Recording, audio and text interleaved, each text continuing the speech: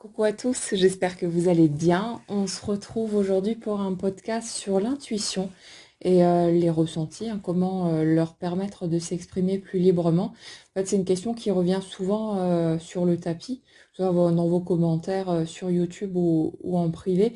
C'est j'ai des ressentis, j'ai des intuitions, mais soit j'ose pas les exprimer, j'ai peur de dire de la merde, j'ai peur de me tromper, ce genre de choses. Et toujours ce questionnement de qu'est-ce que je fais avec, comment on fait, comment on se débrouille avec tout ça. Alors, comme toujours, hein, je vous partage seulement mon expérience. C'est pas une vérité absolue, c'est pas un mode d'emploi appliqué à la lettre qui fonctionnerait forcément pour tout le monde. Donc vous prenez ce qui vous parle, ce qui résonne pour vous, ce qui vous est utile, et puis le reste, vous le laissez de côté. Ce que je vous dirais dans un premier temps, c'est que déjà, il y a un point important à considérer là-dedans, c'est que notre ressenti est toujours juste. Dans le sens où ce qu'on exprime quand on parle de son ressenti, ce n'est pas une espèce de vérité qu'on va chercher au sujet de l'autre, de la situation ou ce genre de choses, mais on parle de son ressenti. Quand je suis en consultation ou quand je fais une guidance collective, ce genre de choses, j'exprime ma perception, mon point de vue, ce qui se passe à l'intérieur de moi au niveau des sensations, des informations que je reçois. Je mets des mots dessus, je les traduis, mais j'exprime mon point de vue en gros par rapport à cette situation. C'est pas un point de vue mental, c'est pas un point de vue objectif, mais c'est un point de vue qui part des tripes en quelque sorte à partir de ce que je ressens. Et ce que je ressens est toujours vrai puisque j'exprime ce qui est là. Je ne, je ne juge pas une situation ou une personne ou ce genre de choses, mais j'exprime simplement ce qui se passe à l'intérieur de moi, ce que je perçois. Et c'est important en fait de recaler ce point-là, de voir que il n'y a pas une manière de ressentir les choses, mais il y en a autant qu'il y aurait de personnes qui peuvent ressentir en fait. Ça va être différent pour chacun et ce qu'il ne faut pas oublier non plus, c'est que ce que vous allez percevoir des autres ou d'une situation ne peut qu'être le reflet de morceaux qui existent chez vous. Tout ce que je suis susceptible de voir chez vous dans une consultation privée ne sont que des éléments qui font forcément écho à des morceaux qui existent chez moi. Sinon, je ne peux pas les reconnaître. C'est les points quelque part qu'on a en commun avec les autres et généralement ceux qu'on ne perçoit peut-être pas encore ou qu'on n'a pas encore bien intégré, qu'on va percevoir au premier plan. C'est la même chose quand vous jugez quelqu'un. Quand vous allez juger quelqu'un, pointer du doigt des éléments qui vont vous agacer, qui vont vous titiller, généralement ces éléments-là, avec un peu de temps et suffisamment de recul, vous allez finir par vous apercevoir qu'ils vous appartiennent aussi. Ils ne vont pas forcément être exprimés ou utilisés de la même manière chez vous, mais il y a quelque chose forcément dans ce qui vous titille qui n'est pas encore reconnu chez vous et qui a besoin justement d'être vu, d'être entendu. Et au niveau du ressenti, en fait, ce que vous allez percevoir des autres ou d'une situation, ce sont toujours des éléments qui vont vous parler à vous aussi d'une manière ou d'une autre si vous ouvrez grand vos oreilles, que vous y prêtez attention. Vous n'allez peut-être pas le capter sur le moment. Parfois, on a là aussi besoin d'un certain nombre de répétitions avant de s'en rendre compte. Mais ce que j'ai souvent observé dans les consultations privées, c'est ce truc rigolo qui fait que plusieurs personnes qui ne se connaissent pas entre elles, hein, qui n'ont rien à voir, vont venir à un même moment, sur une même période, avec un même type de problématique, ou quelque chose en tout cas qui va nous ramener au même point. Et c'est que là, il y a aussi un message à entendre pour moi, une clé de compréhension, quelque chose à prendre là-dedans. Et c'est toujours comme ça que ça se passe. Donc si vous voulez, quand vous allez chercher à utiliser votre ressenti par rapport à une personne ou une situation, il y a autant de possibilités d'analyse, d'interprétation qu'il y a de personnes parce que les morceaux que vous allez percevoir ont quelque chose à voir avec votre propre système, avec les morceaux que vous avez besoin de reconnaître chez vous, peut-être ceux que vous connaissez déjà tout simplement, mais un être humain ou même une situation de manière plus générale, c'est tellement complexe, c'est tellement vaste qu'on ne peut pas percevoir la totalité. De toute façon, on perçoit des petites portions et il pourrait y avoir, je ne sais pas, 10 personnes qui vont essayer d'exprimer leur ressenti par rapport à une même situation, une même personne et on va avoir des angles de vue différents. On va avoir tout un tas d'éléments qui vont se recouper à un moment ou un autre, mais c'est pas pour autant que dans l'eau, il y a des personnes qui vont dire quelque chose de juste et d'autres qui vont dire quelque chose de faux. C'est simplement que chacun perçoit un autre angle de la situation ou de la personnalité qu'on est en train d'aborder. Mais ce que vous dites est toujours juste parce que c'est ce que vous ressentez. C'est votre vérité à vous. On ne parle pas d'un absolu, mais c'est votre point de vue intérieur. Et ça, c'est déjà un élément important à comprendre. Ensuite, l'élément qui m'a permis de mon côté de pouvoir aller plus loin, c'est d'accepter l'idée d'éventuellement pouvoir me tromper ou de dire de la merde. C'est de ne plus être dans un positionnement où je vais appréhender en gros la réaction de l'autre, mais d'oser dire spontanément ce qui me vient. Voilà ce que je ressens, voilà l'impression que j'ai, et de laisser juste tout ça se dérouler en fait et de suivre le fil sans plus être dans un processus mental quelque part où je vais essayer d'analyser, oui, mais est-ce que ça me paraît cohérent? Est-ce que ça sonne juste? Est-ce que ça me paraît plausible ou non? C'est juste, je suis le ressenti, je le suis à la trace, je regarde où il m'emmène et j'exprime, je pose des mots au fur et à mesure que ce ressenti se déroule devant moi. Et ça permet en fait, c'est comme si le fait d'oser exprimer la première idée, le premier truc qui vient, même si ça vous semble parfois absurde, ce sera le cas à certains moments, hein, ça vous semblera improbable ou vous ne saurez pas d'où ça va sortir, mais le fait d'oser suivre ce ressenti, c'est comme si vous donniez le feu vert, en fait, à votre intuition pour qu'elle vous amène d'autres informations. Et ça, vous voyez, c'est comme un muscle, hein, c'est comme pour une pratique sportive. Quand vous démarrez un nouveau sport, bah, vous n'allez pas être un super champion du premier coup. Il y a tout un travail qui se fait derrière, une évolution qui se fait petit à petit. Et finalement, le fait d'utiliser son ressenti et d'apprendre à se sentir confortable avec ça, d'oser, d'être à l'aise, ça se fait au fil de l'expérience.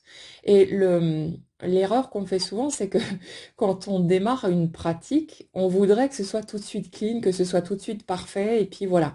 Mais le fait est que ça se fait petit à petit, ça se fait au fil du temps, et on apprend aussi à voir quand est-ce qu'on se freine soi-même, justement, à cause de nos peurs, à cause de toutes ces choses-là, quand on n'ose pas dire les choses, quand on se limite, quand on se restreint dans un cadre confortable pour ne pas prendre le risque de peut-être se vautrer ou bien avoir une réaction négative en face de soi. Mais ça se fait dans le temps et par expérience. Et comme pour tout, si vous voulez aller dans un sens agréable et positif, ben, vous avez besoin d'accepter de prendre le risque qui va avec. Et ça, bah, c'est à chacun de voir où est-ce qu'il a envie d'aller avec ça. Et le truc, c'est que plus après vous osez, plus vous expérimentez, plus vous allez vous sentir confortable. Et ce qui peut être intéressant dans un premier temps, bah, c'est d'expérimenter avec des personnes de qui vous vous sentez suffisamment proche pour rentrer dans une forme de jeu où vous savez qu'il n'y aura pas de jugement, c'est pas une évaluation, c'est pas un test, c'est pas quelque chose où vous avez besoin de vous mettre la pression, c'est un jeu. Viens, on regarde ce que ça fait, viens, je suis le fil et puis on voit ce qui se passe. Pour certains, ça fonctionnera bien de cette façon-là. Après, de mon côté, je sais qu'il y a 20 ans en arrière, quand j'ai commencé à me lancer dans cette direction, ce que j'avais fait, c'est que j'allais sur des forums à l'époque de voyance et je proposais des questions gratuites. En fait, je proposais aux gens de poser une question gratuitement. Comme ça ne mettait pas de pression. Il n'y avait pas d'enjeu, en fait. C'était, ben, si c'est juste, si ça sonne bien, bah, tant mieux, c'est super. Et puis sinon, c'est pas grave, mais il n'y a pas de pression derrière. Et petit à petit, ça m'a permis de m'entraîner sur de parfaits inconnus. C'était beaucoup moins... c'était beaucoup moins oppressant que d'avoir justement des personnes de mon entourage, parce que là, justement, il pouvait y avoir des appréhensions sur le fait d'être jugé, d'être vu comme aussi la perchée de service, ce genre de truc. Donc après, c'est vraiment à chacun de voir de quelle manière est-ce que vous allez vous sentir le plus à l'aise pour cette pratique, pour aller par là. Et puis le truc, c'est que la très grande majorité d'entre vous ne vont pas forcément en faire un métier ou quoi que ce soit. Ça peut être des choses qu'on a envie d'aller explorer parce que c'est quand même un sacré kiff de pouvoir aller par là, de plonger dans ses ressentis, de se connecter vraiment aux autres, à une situation, etc. Perso, j'adore vraiment faire ça, mais la plupart du temps, il y a aussi une recherche de si je développe mes ressentis, je vais avoir une espèce de GPS qui m'évitera de foncer dans le mur. Alors ça, c'est totalement faux, hein, parce qu'on va tous vivre notre vie d'humain et on sait très bien aussi que quand il s'agit de sa propre personne, l'objectivité n'est pas forcément de mise et les situations qui vont vous toucher au niveau émotionnel, ben de toute façon, vous n'aurez pas la lucidité nécessaire pour y voir clair, en tout cas pas dans un premier temps. Donc quand il y a un mur à prendre, ben, vous allez vous le prendre et vous en tirerez ce que vous pourrez en tirer derrière. Ce sera des apprentissages, ce sera des expériences et ça fonctionne pareil pour tout le monde. Et heureusement, parce que si on n'avait pas la possibilité de vivre certaines expériences douloureuses ou négatives, ben, tout ce qui en découle de positif pour nous, tout ce qui nous permet de nous positionner, d'apprendre à poser nos limites, toutes ces choses-là, on passerait à côté. Et ça ferait qu'on resterait stagnant à un niveau beaucoup plus bas, en quelque sorte, dans notre cheminement, et on ne pourrait pas voir notre vie se déployer au fur et à mesure et aller vers des expériences toujours plus belles et toujours plus sereines aussi, toutes ces choses-là, parce qu'en fait, on resterait coincé dans notre petite zone de confort bien sympathique et ça restreindrait vraiment énormément le champ des possibles pour nous. Donc, pour ceux qui ont envie de creuser dans cette direction, de voir plus loin, d'utiliser leur ressenti, c'est une question d'accepter de croire aussi sans avoir de preuves. C'est-à-dire que quand vous êtes dans une question de ressenti, si vous avez un cobaye en face qui est coopératif et qui est suffisamment lucide sur lui-même pour arriver à toucher sa vérité intérieure, ce qui n'est pas monnaie courante non plus, vous allez pouvoir avoir des vérifications en quelque sorte et pouvoir à cocher les petites cases en fait sur votre liste. Mais la plupart du temps, vous allez avoir des perceptions, vous allez avoir des ressentis, il y a des choses qui vont vous sembler totalement évidentes. En fait, quand on est dans ce type de fonctionnement, on sait. On ne sait pas d'où ça sort, on n'a pas de preuves, on n'a pas de... Mais on sait, c'est quelque chose de... C'est difficile à expliquer avec des mots en fait, mais je pense que vous comprendrez de quoi je parle. Mais le truc, c'est que dans la plupart des situations, vous n'aurez pas forcément de validation. Après, de mon côté, comme je le fais à titre professionnel, souvent les gens font un retour derrière et puis ils vont parler, ils vont s'exprimer pour me donner leur point de vue par rapport à tout ça. Mais le truc, c'est que très souvent, vous allez avoir en face de vous des humains qui sont dans leurs histoires, dans leurs peurs, dans leurs freins. Et quand ce n'est pas justement une démarche thérapeutique où l'autre est volontaire pour aller regarder à l'intérieur de lui, pour aller regarder ses mécanismes, si vous vous pointez devant quelqu'un qui n'est pas dans ce délire-là et que vous vous mettez à exprimer vos ressentis, vous allez souvent vous retrouver face à des personnes qui vont se braquer parce qu'elles n'ont pas envie d'être démasquées, elles n'ont pas envie d'être vues dans leur petit recoin pas forcément très cool, et vous allez avoir toutes sortes de situations où les gens vont vous dire non, mais tu racontes n'importe quoi, c'est pas vrai, machin et tout, tu débloques, alors que c'est un mécanisme de protection, parce que peut-être que vous touchez un point sensible et que peut-être vous êtes allé vous vous autorisez à explorer quelque chose que l'autre n'avait pas envie que vous alliez voir, que vous n'avez pas demandé la permission en fait à l'autre de le faire. Et quand vous le verbalisez, quand vous essayez de confronter l'autre avec ça, généralement ça donne des clashs, ça donne des moments très peu sympathiques pour l'un et pour l'autre. Donc voilà, c'est des choses à éviter aussi. Mais ce qui se passe, c'est que je pense que le fait de se sentir légitime par rapport à son ressenti vient aussi au fil de notre cheminement dans la vie, euh, au fait de petit à petit se rendre compte que le seul point de vue qui compte, c'est notre point de vue intérieur, que ce n'est pas parce que les autres ont telle expérience ou tel chemin ou tel âge, peu importe, que forcément ils savent mieux que nous de quoi ils retournent par rapport à telle ou telle situation. Et c'est petit à petit le fait d'apprendre à se faire confiance. Et au fil souvent vous savez, ces situations où on se dit, ah, je le savais, j'aurais dû m'écouter, mais pourquoi, machin et tout, parce qu'on s'est laissé influencer par quelqu'un d'autre, parce que on avait toutes sortes de peurs, parce qu'on manquait de confiance en nous, ce genre de choses.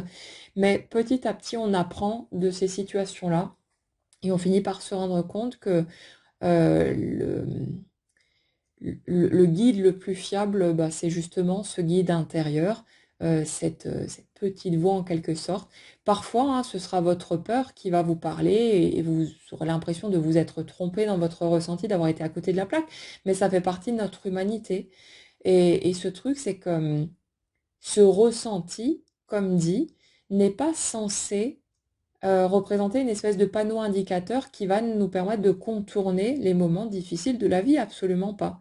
Mais c'est un outil précieux pour, euh, pour avoir quelque part un soutien, pour pouvoir s'orienter, pour vivre les choses différemment, pour être relié d'une autre manière à la vie, aux autres, aux situations qu'on expérimente, à nos guides aussi, au monde invisible.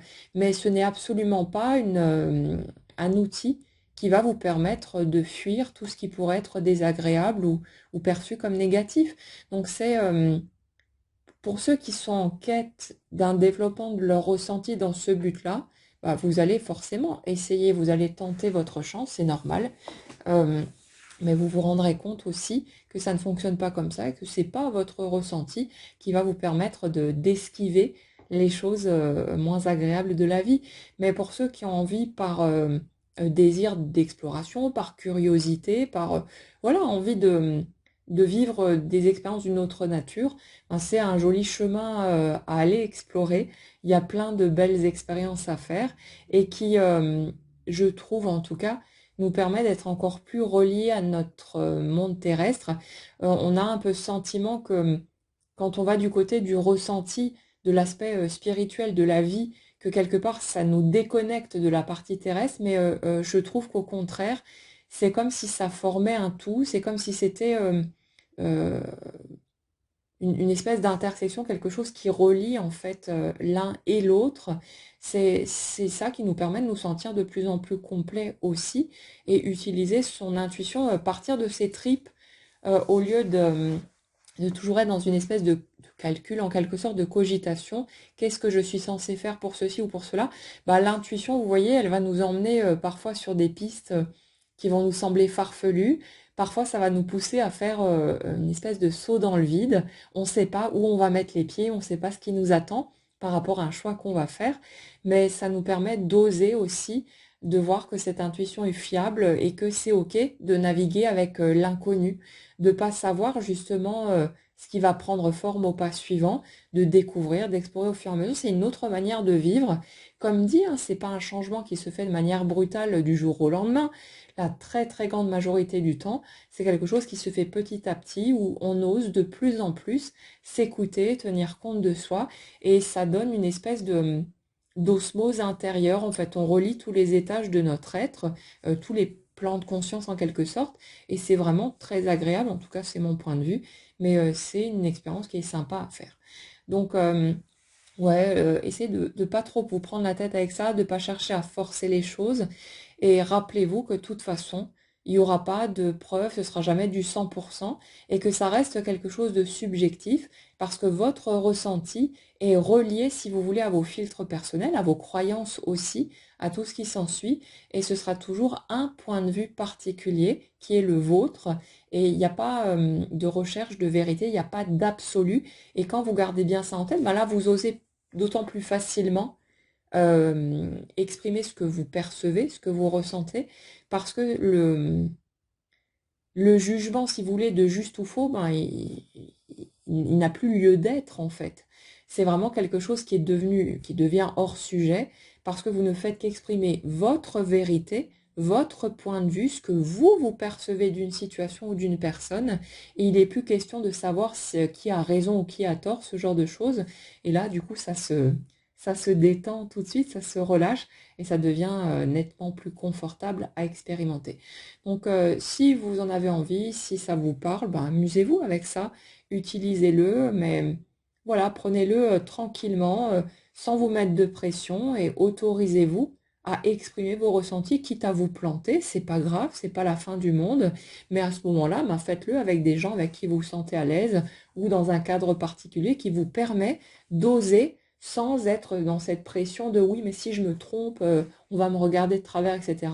À vous de choisir les conditions qui vous permettent de faire tout ça dans un cadre qui vous semble sécurisant, qui vous met à l'aise et vous verrez que ça roulera tout seul et que ce sera un outil bien sympathique à utiliser au quotidien dans tout ce que vous vivez pour avoir cet autre angle de vue qui nous permet aussi de nous relier à une autre part de nous-mêmes et de compléter le tableau en quelque sorte de notre vie. Voilà pour ce sujet que j'avais envie d'aborder. N'hésitez pas, si vous avez des sujets à proposer, s'il y a des problématiques que vous avez envie qu'on aborde dans ces podcasts, à les proposer dans les commentaires.